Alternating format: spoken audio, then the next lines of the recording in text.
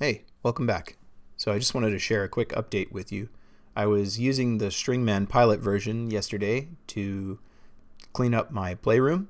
This is teleoperation at 10x speed, and it spans about 15 minutes of real time.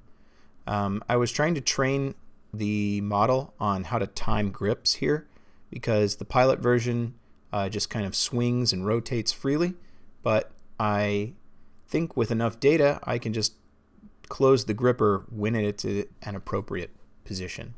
That was the strategy at least, but now that I'm moving on to a gripper with a wrist that swings a lot less, I'll be able to basically have a lot more stable platform to control this gripper and grab these items.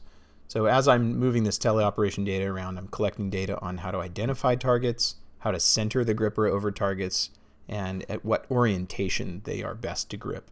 So I'll use those predictions in the future gripper basically to help me pick out all these items autonomously. And I'll take another shot at dumping this box of stuff out on the ground and letting the Stringman model try to clean it up on its own. So hopefully I'll have something to show you soon as far as autonomy goes. Thank you.